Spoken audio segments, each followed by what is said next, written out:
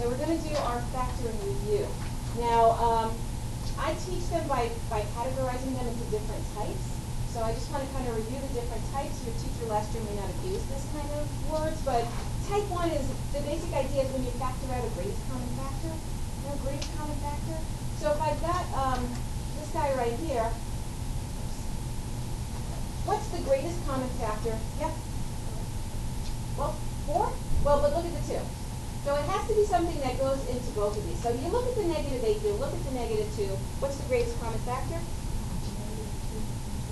Negative 2, and then you look at the p, and the greatest common factor is the p squared, right?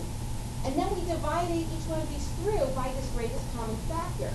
So what's negative 8p cubed divided by negative 2p squared? Yeah. 4p. And then negative 2p squared divided by negative 2p squared. This one. Yeah? So, and then how do you check them? Well, distribute that.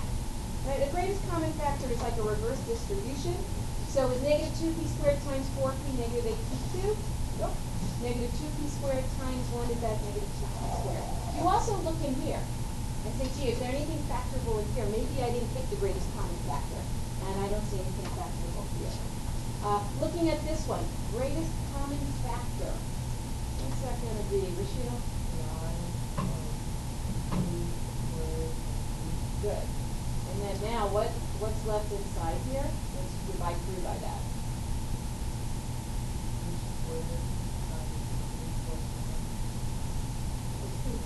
And then how do you check it? Multiply that and make sure you get this, and then also verify that you don't have any GCS left in there. And greatest common factor is one you can do before any other thing. You always look first and say, gee, is there a greatest common factor? Let me take it out, and then let me see what's remaining, and can I factor that? So you always do a greatest common factor check first. The other kinds of factoring we learned last time was the difference of squares. That says if you have an a squared minus b squared, right? How does that factor? A plus b, a minus b, right? So now I'm looking at this guy. First of all, you have to notice it's a difference of square. Difference means minus. Perfect square, perfect square. So how would this factor? Yeah, you don't get anything.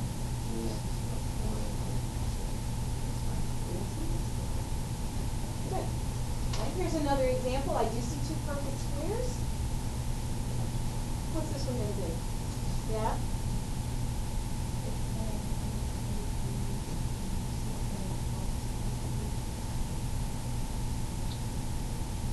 Okay, what do you guys think? You right? What? Now look inside. Can I still factor? Yes, right? I still have factors in here that could have come out. So what should we have done first before we went into perfect squares? Let me quickly go and break them down. Yeah, always say first, is there a greatest common factor? And is there? Say yes. Yes. What's the greatest common factor? It would be 4. Right? And so what's left?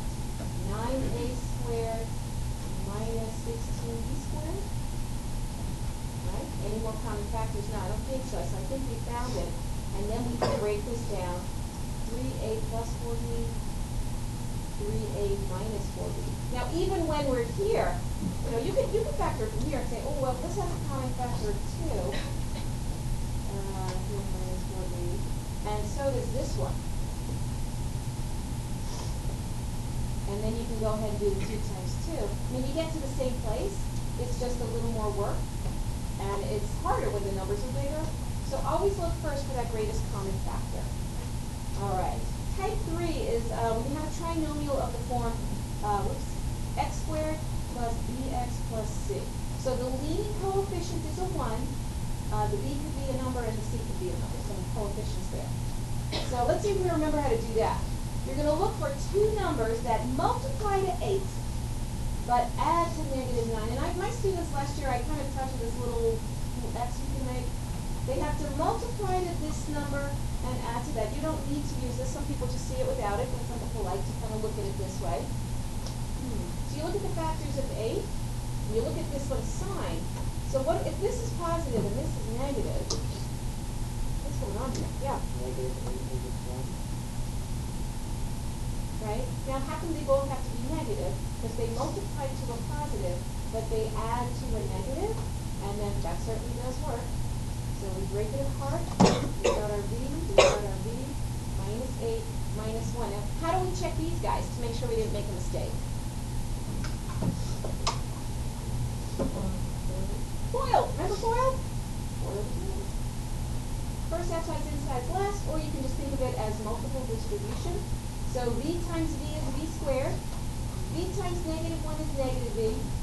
Minus 8v, so that's negative 9v. Negative 8 times negative 8. FOIL them back, multiply them back, and that's how you know you didn't make a mistake. Very easy to make mistakes here.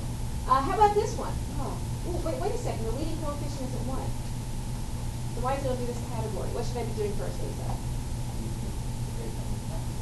All right, we got a greatest common factor of 4. Always look for that greatest common factor. And then I'm going to factor this guy.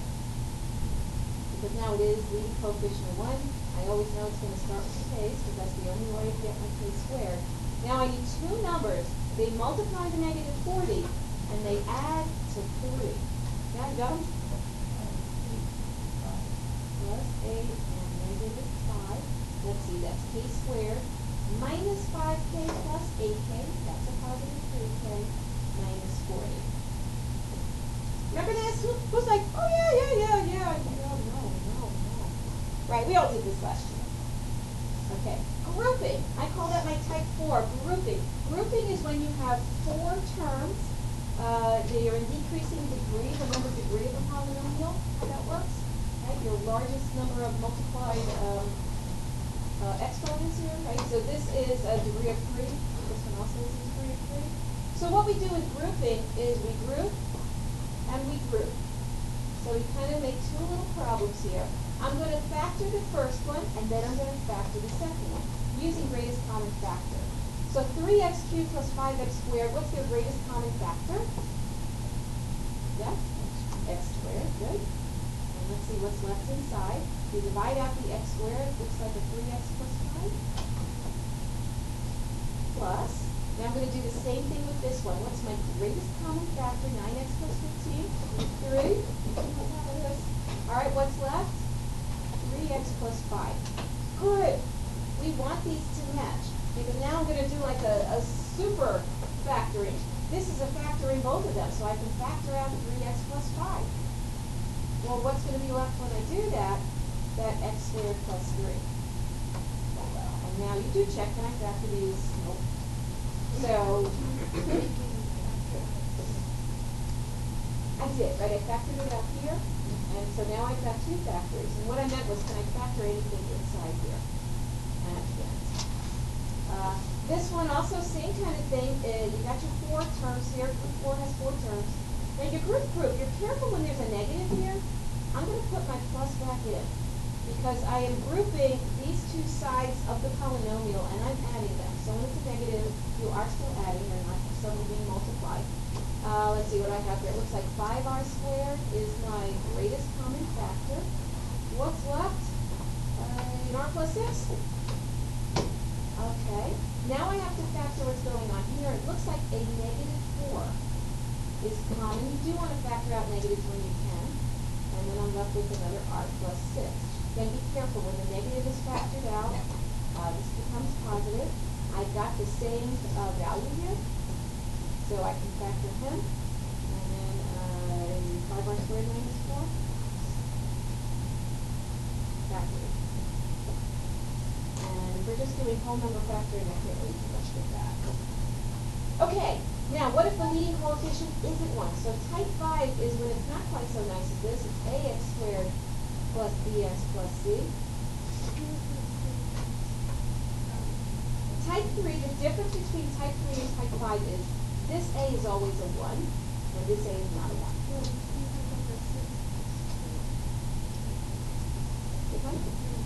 Well, yes, but we turned it into a type 3 because I was able to factor out the 4. Now, when I look at this one, the 2 doesn't factor out. So this one, I do have a truly coefficient there, not that. A couple of ways to approach that. One way is to just kind of what could it be? How can I get 2x squared? 2 is a prime number, right? The only way to get 2 is 2 times 1. So 2x times x. Now 50's got a bunch of factors. So you play with it. Well, let's see, 25 and 2, if I put the 2 here and the 25 there, does that work? Like you try different things. Guess and check is that method. If you don't like guess and check, and a lot of people don't, I think they can be really hard to see. There's another way to handle this, which is to say, let's multiply A times C, the 2 times the 50. That's 100. We're going to use my little shape again. What two numbers multiply to that product and add to 25? What two numbers do that? Two numbers multiply to 100, add to 25. Yep. Rachel, you know? 25 and 4 doesn't add to 25. But let's try a different set of factors. Yep. 20 and 5? Yeah, that should work. And let's review how that works. So you're going to break up your middle term here to the side. So the 2x squared stays. Instead of writing 25x, I'm going to write the 20x plus the 5x, because don't they add up to 25x? And then I carry down that 50. So you split up that middle term according to the factors you found here. Ring the bell for anybody? Okay, good. 2 people. 3, 4 people. Excellent. Sorry? We are, but look what I did here. I split it apart. So it's kind of like reverse combining like terms. I'm taking it 2 terms because I'm going to use type 4 now. I'm going to say, well, let me use type 4 that says group, factor separately. Let's see, I can take out a 2 and an x. And it looks like an x plus a 10. Plus, I can take out a 5. Yay, it's working. Another x plus 10. Factor out that x plus 10. And I'm left with 2x plus 5. So this method takes the guesswork out of guess and check. You're good at guess and check and play faster. But if you're not so good at it, sometimes you're really hard if these aren't prime numbers. There's lots of different combinations. Check them, right? Multiply backwards. X times 2x is 2x squared. 5x plus 20x, that's 25x plus 50. I know I got it. Right? Who remembers it? Anybody? 1, 2, 3, 4 and a half. 4 and a half.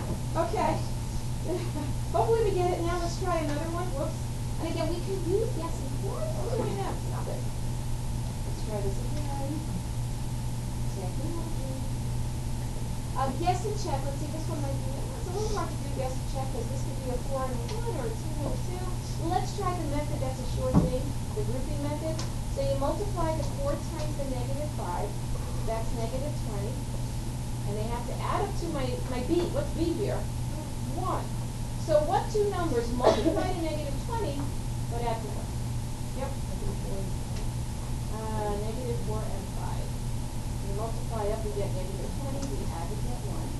So we're going to take that 4x squared plus x and turn it into minus 4x plus 5x minus 5, right? I split this up into minus 4x plus 5x.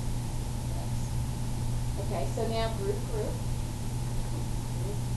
Let's see, a 4x and an x minus 1 plus a 5 with an x minus 1. Yay. So I factor out x minus 1. What's left? 4x plus 5. Check it. 4x squared. 5x minus 4x is x minus 5. Yay. So this last year algebra 1. Woohoo. All right, now what's the point of factoring? Why do we factor? To torture algebra students. No, that's not why we do it. We do it so that we can solve equations that are quadratic. Because quadratics, we can't just subtract stuff out and divide. We've got the variable in more than one spot. It gets tricky. So the idea is factor this and set it equal to 0 and use the zero product property. What's that? The zero product property says anything times 0 is 0. So if I know this is 0 and I'm multiplying two things, this could be my 0, right? 0 times that is 0, or this could be my 0. So you take each factor and you set it equal to 0, and I get k equals 1 or k equals negative 2. I have two possibilities, two ways that I can get 0. Remember zeros of a function, anybody? You know, these would be the zeros of this quadratic if you were to graph it. Zeros of a function? X-intercepts? What? Zeros of a function are the x-intercepts. They occur when y equals 0. So we found the x where y equals 0. Alright? So now this one I didn't pre-factor for you, so let's factor it. This is a type 3 leading coefficient of 1. So I know that's k and that's k. I need two numbers that multiply to negative 35, but add to negative 2. Two numbers, yeah? 5 and negative 7, so plus 5, negative 7. Let's see if that works. K squared negative 7 plus 5 gives me negative 2. So we factor it. What's my solution to the equation? K can be negative 5, or K can be 7. How did I get that? We said each of these equal to 0. If you plug negative 5 in here, this goes to 0. If you plug 7 in here, that goes to 0. And you get your result is 0. Does this ring a bell? Less people. This rings bell for less people. Oh, we got a lot of reviews to do. Well, we're lucky. All right. Now, what do you do in a situation like this? Yes. Right. Let's add the 6 to the other side. 29, right? Equals 0. Now factor this. Ooh, this one. Look what I do. Is that right? We had like patterns if you square things. It's the, you know, you take the square root of that, if you can double it and get there. You can just think of FOIL as well. What two numbers multiply to positive 49 but add to negative 14? Negative 7 and negative 7. If you get real good after a while, you notice that this follows a pattern. It's the square pattern. So what's the result? What's the solution? 7. This one only has one solution. This one is probably, I don't know what this looks like, but it probably just fits, fits at 7. Remember, it has 1 and 0. Remember this stuff? This is good stuff. Good times. Yeah. Okay. Now this guy, this one, no common factor. This looks like a type 5. So let's see. I need two numbers. I'll multiply 16 times 3. I get 48. And it has to add up to negative 14. So can I think of two numbers that multiply to 48, but are going to get me to negative 14? Yeah. Negative 8, negative 6. So I'm going to expand this out here. I'm going to space here. So it's 3x squared minus 8x minus 6x plus 16 equals 0. Root group? Yes. Root group. Let me my own writing. Looks like a 3x minus 8 here. Let's take out the negative 2. And I get 3x minus 8 equals 0. I've got my common polynomial. Take that guy out.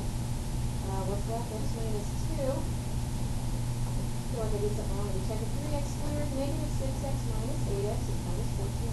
That looks good. Okay, so what are my zeros? When does 3x minus 8 equal 0? I might have to think about that one a little bit more. Solve that equation for x. X equals 8/3. That's one possibility. And what's the other one? X minus 2 equals 0. And x equals 2. So there's my two zeros of that, of solutions to that equation. Yes, we remember this for sure now. It's back up there, right? Back up there. Yeah, so we're using I'm factoring it out. If I take it out of greatest common factor. So yes, you do divide each of these by negative 2.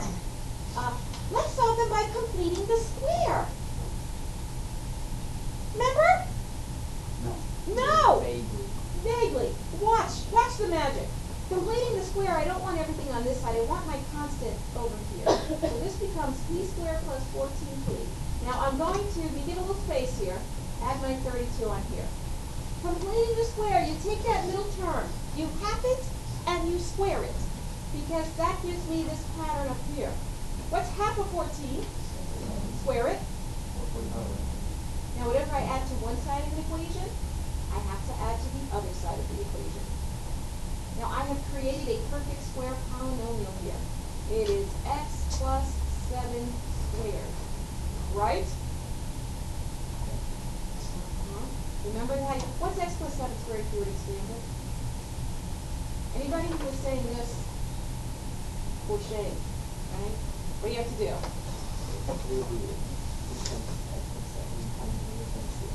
plus 7. So don't forget the OI and the FOIL. X squared plus 14x plus 49. 32 plus 49, what's that? 81? Oh, I'm sorry. How do you solve? You have something squared equals a number. Let's do a simple one. If you have x squared equals 9, what's x? And what else? It's plus or minus 3, right? Because negative 3 times negative 3 is 9. So this is, I got a whole big thing squared. Well, let's take the square root of both sides. The square root of something squared is just that thing. And what's this going to be? Plus or minus 9. To find x, we subtract 7. Plus or minus 9 minus 7. Well, what's plus 9 minus 7? 2. And negative 9 minus 7? Negative 15. Completing the square. Anybody remember this now? Less people than before. How's that possible? Okay. Let's just do another one to remind ourselves how to do it. Yes? How did I get 81? I took the square root of this. I took the square root of both sides. Because that's how you get this square done. So we'll do another one here. So I'm moving the 12 to the other side. Half the 8. What's half of 8? What's half of 8? 4. Square it. I added 16 to one side of the equation. I have to add 16 to the other. This is now a perfect square polynomial. It is x plus 4 squared. Think about it, right? There's 4x, which is no term. Negative 12 plus 16 is 4. Well, to get rid of this square, I take the square root of both sides. So now this becomes x plus 4. Then what happens to this? Plus or minus 2. Subtract 4 from both sides. And let's see what x is. If you have plus 2 minus 4, what's that, minus 2? And then minus 2 minus 4, minus 6. And we spent, I'm trying to think how many weeks we spent doing this last year. And we did it now in about, what, 15 minutes? Yeah? You're in the big class now. Well, now we're just reminding ourselves. There was another way to solve a quadratic equation. Does anybody remember the other way? Quadratic formula, which is what? Negative b. Yes, oh my goodness. Wasn't there a song? There's a song, of course there's a song. What's the song, Jake? It's like Frere Jacques. Yes, what's the song? I forgot. Oh, please. What's the song? It worked for Ace anyway. Were you singing in your head by any chance? No, just don't. I just Negative b plus or minus square root of b squared minus 4ac whole thing over 2a. If you can't factor it, and many times, real life especially, you can't factor them. They're just not factorable. You need to know how to do this. All right? Life is unfair. Life doesn't know. You can do nice, perfect factors here. So keep this in your back pocket, even when you're doing ones like this. I can't remember. I don't know how to do it. You can always use the quadratic formula. And we're done. We have finished our review. Alrighty, so circles. Look at all my circles here. We did a little review when we started up here. You think you know circles? Who thinks they know circles? Okay. Yeah, the most you think, oh no, I'm not raising my hand. Let's see. You'll know this first part. Alright, so everybody's got their notes here. Just definitions, make sure we're all talking the same language here. What is a circle? You ever think about that? What is a circle? In our kindergarten, they said this thing's a circle. You didn't say, can I have a definition, please, in kindergarten? Or did you? If you did, wow, that's pretty good. A circle is a set of points equidistant from a common point called the center. Do you ever think of it that way? You think of a dog on a leash and he's like trying to get off the leash, you ever see him? I'm getting away. It just runs in circles, right? So if you pull, he is equidistant. If you think about an infinite number of radii kind of coming out of this circle, makes a circle. And we name a circle by its center point. So if I want to name this circle, give it a name. C. Now it becomes circle C. A radius is a segment whose endpoints are the center and on any point. Yeah.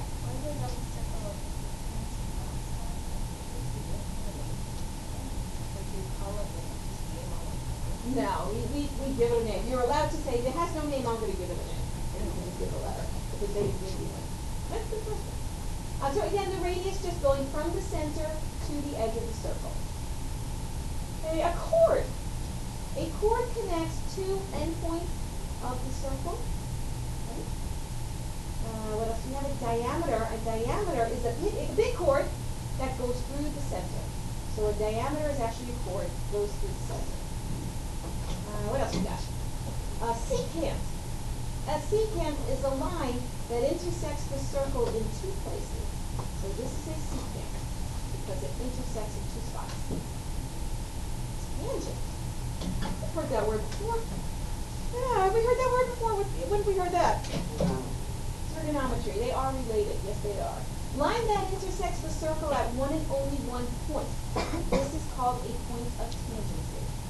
So it only hits it one time. Three regions of a circle. You could be in the interior, which is inside. You could be on the exterior, which is outside, or on. So B is on the circle. A is in the exterior, and I'll call this point C again. He's in the interior. A concentric circle are coplanar circles with a common center. We look to make these as complicated as possible. It's a circle inside a circle. They have the same center point. Right? Coplanar meaning that this is not like, you ever see those gyroscope things where like a circle can come out. So we're talking about a flat surface here, circle inside a circle, same center. Concentric. All right, so let's name some of these things using this figure. Somebody name a radius on this circle. Yes, sir. AC. Let's see what I have. AC. We could have done another one, right? Yeah, it looks like CD is also a radius. Could you name a diameter? Rachel, what is it? AB. Name a tangent. I want a line that is tangent to this circle. Is a DE. Is a tangent. It only intersects at one spot. How about a secant line? Yeah, Jake? AE, okay. Name a chord. A chord. Philip? AG. Right? Two endpoints on the circle. Name the center, Maria. You're in charge of the center. Name a point in the interior of the circle. Who's on the interior? Rachel? Hey. How about a point on the exterior? Isha? D or E, right? Because it looks like we have two in this diagram. Name a point on the circle. Got some choices here. Sam? A. We've got B. We've got G. Right? So again, just using the terminology to make sure we're all speaking the same language. Okay. All right, now finding lengths here. So coordinate geometry, we're on a coordinate plane. What is the length of the radius of circle A?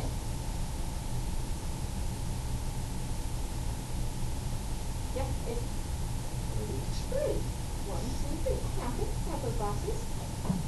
What's the diameter of circle A? 2. What's the radius of circle B? Rachel? 2. And what's its diameter? 4. Oh. This is easy. Yay, circles are going to be easy. Yes. Everybody's looking at me like, oh, what's coming? But, you know, knowing the basics are important. We just counted boxes. You might have to use the distance, depending on the distance formula, depending on what's going on with the circle. All right, points of intersection. They can have 2, 1, or no points of intersection. Yeah, so here they are intersecting to get 2 points. Here, there's only 1 point of intersection, or maybe they're kind of just intersecting outside. If you have concentric circles, they don't intersect at all, or they're just not near each other. They don't even have to be concentric. They can be like this, and they don't intersect at all. A common tangent is a tangent, right? So it only touches 1 point on a circle, but it works for more than one circle. So the common tangent is common to this circle and this circle, that same line. Common tangent to these 2 circles, one line works. So let's see, we're going to draw some common tangents here. Yeah, we're on the, towards the bottom. Yeah, we're at the bottom of page 1, right? So common tangents. So let's see. I could draw a common tangent, and I'm gonna have trouble with the whole board here, but I'm fine. Pretend that's a straight line, right? They can touch here. Oh, they can touch here. I'm not having very good luck with this. Can I make any other common tangents? Yeah. This way, right? Whoops. And I can also go the other way.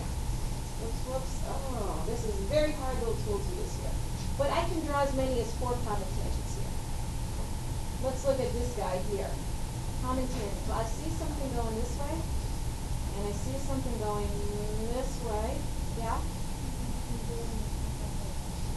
There's one point of common intersection there we can do that. So this one looks like that's 3. Yeah? What would you use for common Oh, yeah, that is a great question. Now, in the world of circles, we're going to give you a lot of problems that look like they have absolutely no meaning at all. So basically, we're probably going to be setting up some little math problem for you to do. You're going to notice it's a common tangent. You're going to learn about properties of tangents and do things. When is geometry ever used? Real life situation, I don't know, maybe you've got some kind of planetary system and you're trying to do some measurements. I mean, I actually have used geometry in real life, outside of classroom examples. What I was doing on satellite systems, so they would do a lot of geometry and trigonometry to kind of figure out where satellites were and sun and stars and things like that. So, and it looks like it's right about there, but you can use mathematics to kind of prove stuff. So, common tangents are just nice to know for now. I think they come in handy a little bit later. How many common tangents here? It looks like just 2, right? I'm going to do this and this. I don't see any. So common tangents. We'll stay tuned and see when they might be useful. Okay, theorem time. We will have a few circle theorems along the way here. Here we go. Theorem 1. In a plane, a line is tangent to a circle if and only if, by conditional, the line is perpendicular to a radius of the circle and its endpoint on the circle. Alrighty.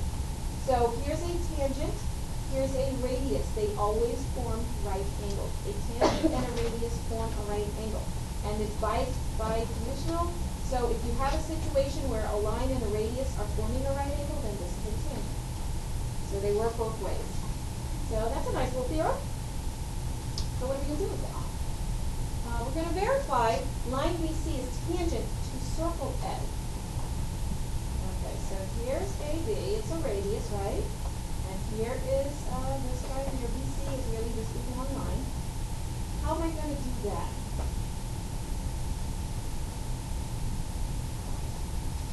What does that theorem say? Yeah.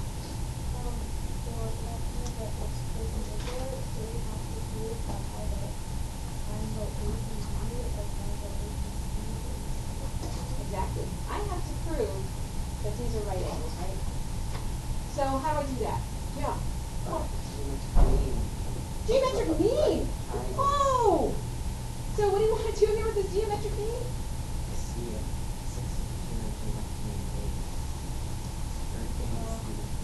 Okay. You work on that. There's an easier way. There's an easier way. What do you think, Lydia? Pythagorean theorem? Might be easier. I don't know. It might be. But I like that he's thinking. Yeah. What? You got some triples, right? 6, 8, 10 is if you divide these by 2, isn't that a 3, 4, 5 triangle? So we have a Pythagorean triple. This one is definitely a right triangle. You can do the same thing here. This is also a triple. 8, 15, 17. Or if you can't remember that they're triples, in your calculator, type in 6 squared plus 8 squared, take its square root, you're going to get 10. So you can use your calculator as well if you don't recognize the triple. So yes, because these are right triangles, this is a right angle. Since these are right angles, they are perpendicular, and since they're perpendicular, must be a tangent, based on that last theorem that we had. Because I use the Pythagorean theorem, this squared plus that squared is that squared, and this squared plus that squared is that squared, so these must be right angles. All right, let's see. Given B is a point of tangency, find the radius R of this circle. It's a lovely little problem. Okay. Well, first of all, it's a point of tangency. So what do I know about this angle right here? Angle ABC. What do I know? Right angle. Excellent. Okay. got a right triangle here. I'm working with sides. What theorem might come in handy here? One we've already learned, yep. Yes? Pythagorean theorem. This squared plus this squared equals that squared, right? Well, what's this squared? It's r squared. What's this squared? 80 squared. Equals, well, what's this length right here? It is r plus 50, right? Isn't that whole side? Squared. Parentheses kind of important, right? Because you are squaring this length. So this grouping squared. Do we see that? Yeah? This whole length is my hypotenuse, it's r plus 50. Well, let's see what that is. 6,400? Equals, be careful, if you need to expand these until you get used to them again, do that. That's r plus 50 times r plus 50. Use your FOIL. R squared plus 50r plus 50r. 100r plus 50 times 50, 2,500.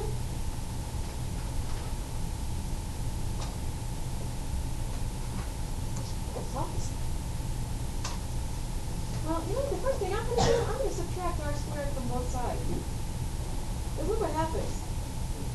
They just cancel each other out. They're gone. So here's my 100r. Let me subtract the 2,500. And now it becomes a simple equation to solve. I'll subtract what that is. 6,400 minus 2,500. I want to say that that is 3,900. Is that right? I want r by itself, so I'm going to divide by 100. R equals 39. That's going to be 39. So this little piece here is 39. Very handy to know, like if you'll notice with circles looking for different radii, they might, if they didn't label this r, you kind of have to figure that out by yourself, but that is the same as r. So look for r's. Those are sort of clues for doing some of these. Don't forget your names. Okay? Questions on that? Yep.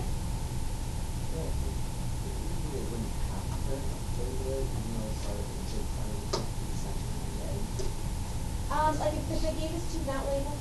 Yeah. See, I would label it because it matters that this and this are the same. No. Right. They don't have to label it for you. So that you get very used to looking for things like radii because, you know, that's something maybe I can work with. So as you're working with circles, you're going to start getting used to, you know, okay, that's a little trick here. If this is r, so is this. You know, and you just kind of work with that. What else we got here? Oh, a new theorem, yay. Tangent segments from a common external point are congruent. So if these are two tangents, and they're coming from the same point out here, this one's congruent to that one. That's a nice little theorem. You might want to mark that in your diagram on your notes. It's congruent. It's a nice visual. Alrighty. What do we do with that? Okay. Given RS and RT are tangents to circle C, find F. Well, they're tangents coming from the same point, so it must be that this is congruent to that. Two congruent segments have the same measures, so these measures must be the same. And step 4. So X is E.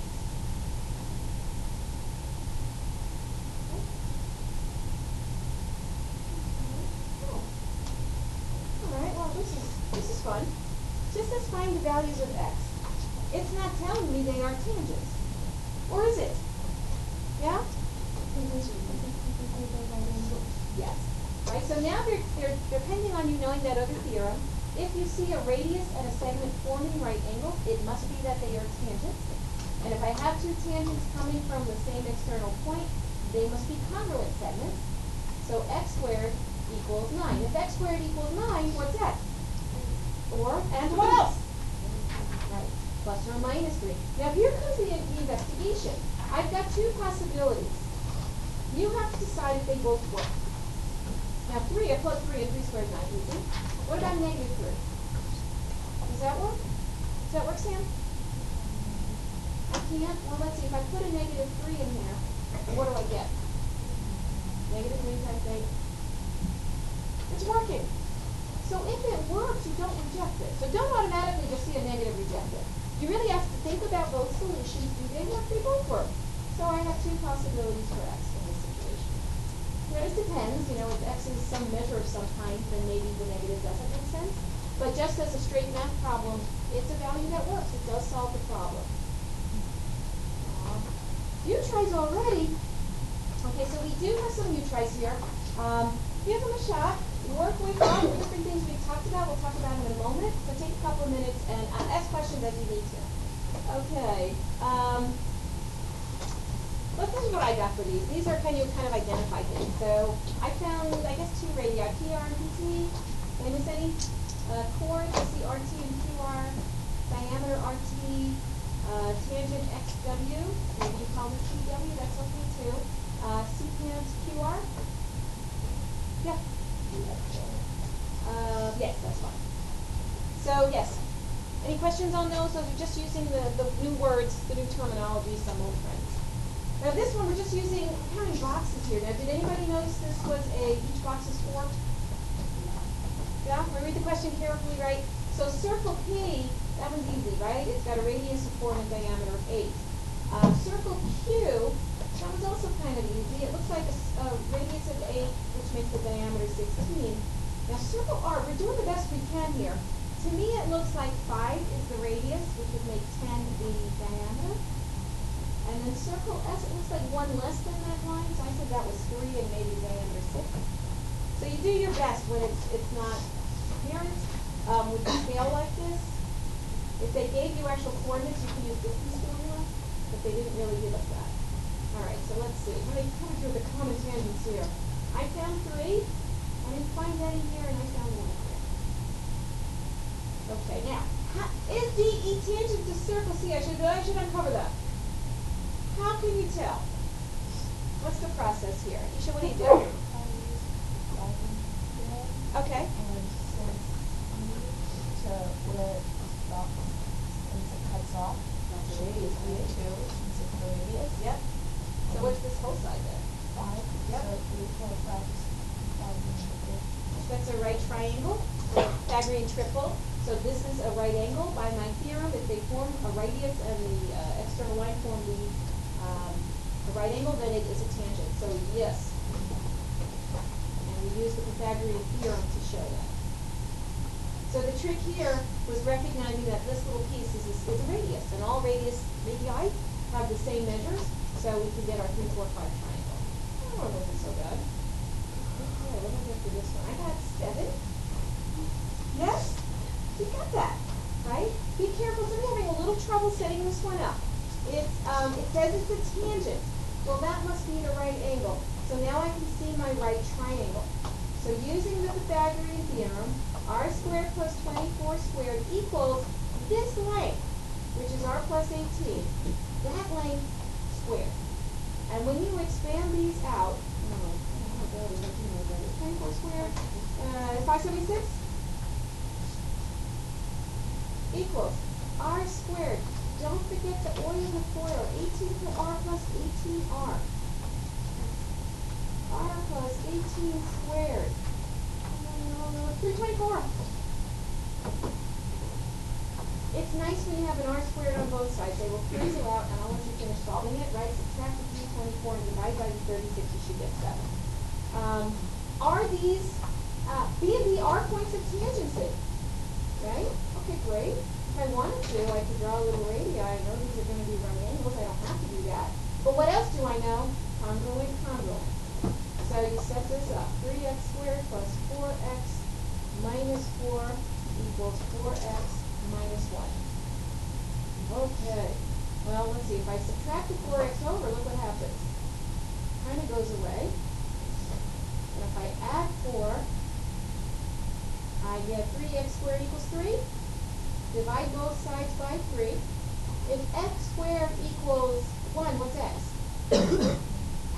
What's x? What else? Plus or minus 1. Now I have to check. Are these valid arrangements here? So if I put a 1 in, I get 4 minus 1 is 3. 3 plus 4 is 7 minus 4, 3. It works. Definitely a positive one. What happens with negative 1? If I put negative 1 in here, I get negative 4 minus 1. I get negative 5. I can't have a negative side length, So I will reject -1. So you do have to look at both and make sure, sometimes they both work. It depends on the situation.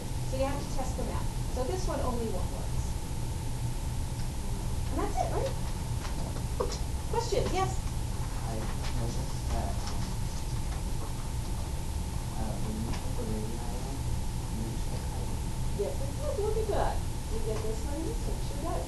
So that means properties of heights would apply if somebody wanted to ask that. So we know our radii would be how? I'm sorry, diagonals would be what? Perpendicular. This would be congruent to this. So using our circles as bases is very often used because of just the weird properties that go on. Good, nice observation. Anything else? Okay, excellent.